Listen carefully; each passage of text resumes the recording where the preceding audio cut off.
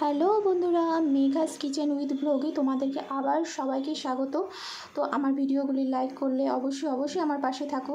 তো আমি তোমাদের জন্য একটা নতুন রান্না নিয়ে চলে এসেছি, যেটা হচ্ছে বেগুন পাতুরি বা ছোট চিংড়ি মাছগুলো হয় না, ওটার পাতুরি বলা যেতে পারে।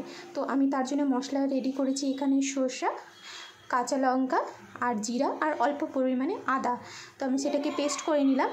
তারপরে দিলাম তার মধ্যে পরিমাণ মতন লবণ, হলুদ, আর তার মধ্যে দিতে হবে কাঁচা তেল, সরষের তেল, যেটা আমরা ভালো করে মিক্স করে নেব। দিয়ে নিয়ে আমরা দেখো এখানে ছোট চিংড়ি মাছ কেটে রেখেছি। এখানে ছোট ছোট চিংড়ি মাছ আমরা ব্যবহার করব। তো আমরা তার মধ্যে তার মশলাগুলো দিয়ে দিলাম। মশলাগুলো দিয়ে নিয়ে ভালো করে নাড়তে হবে, ভালো করে মিক্স করে নিতে হবে মাছটার সাথে।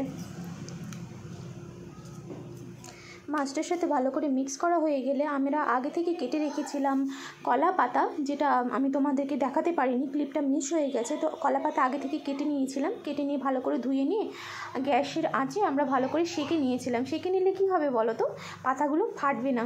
এখানে আমরা মুড়াবো যখন, তখন ফাটবে না। তো আমরা একে একে মশলাগুলো দিয়ে দিলাম, দিয়ে নিয়ে তার উপরে বেগুনটা দিয়ে দিলাম, দিয়ে নিয়ে আবার মশলা দিয়ে দিলাম। একে একে লেয়ার করে তোমরা 4টা লেয়ার করবে, তবে ভালো হবে, ভীষণ ভালো হবে রান্নাটা।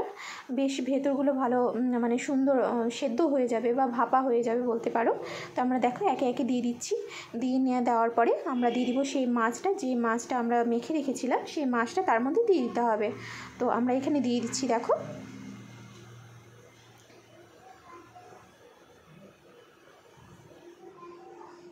এইভাবে মাছগুলো দিয়ে দিবে।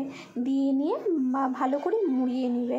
তো আমি এই রান্নাটা করছি, তো রান্নাটা কি বলো তো, যে আমি একা হাতে মোড়তে পারছিলাম না, তাই আমার হাজব্যান্ড আমাকে হেল্প করেছে আজকে। ভীষণ খুব ভালো লেগেছে এই রান্নাটা করতে গিয়ে। তো তাই তোমাদের সাথে খুব ভালো মাইন্ডে শেয়ার করছি। তো দেখো এইভাবে মুড়িয়ে নেবে। দিয়ে নিয়ে যে সুতো হয় না, সুতো দিয়ে ভালো করে বেঁধে নেবে যাতে না ফেটে যায়।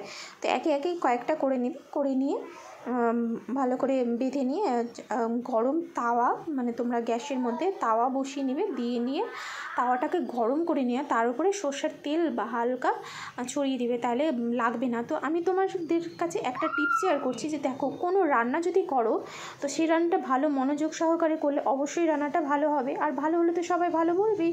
তো এখানে হয়ে গেছে আমাদের একে একে অনেকগুলো রান্না করে নিয়েছি আমরা, বেগুন পাতুরি বা চিংড়ি পাতুরি, তোমরা যেটাই বলতে পারো। তো একে একে হয়ে গেছে। আঁচটা আমরা মিডিয়ামে রেখেছি। দেখো আমাদের রেডি, এইটা হলো ফিনিশ। এইভাবে হয়ে গেছে, ফিনিশ হয়ে গেছে। এবার দেখো এবার এইভাবে ভেতরটা কেমন হয়েছে। তো এই যে আমাদের ভেতরটা হয়ে গেছে।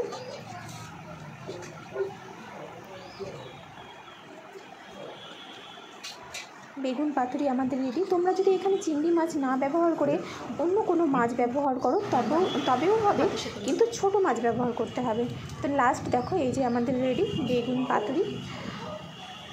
আমার রান্নাগুলো যদি তোমাদের ভালো লাগে তো অবশ্যই কমেন্ট করো, শেয়ার করো, লাইক করো, আর আমার পাশে থেকেও আমাকে সাহায্য করো, যাতে আমি তোমাদের জন্য আরও নতুন নতুন খাবার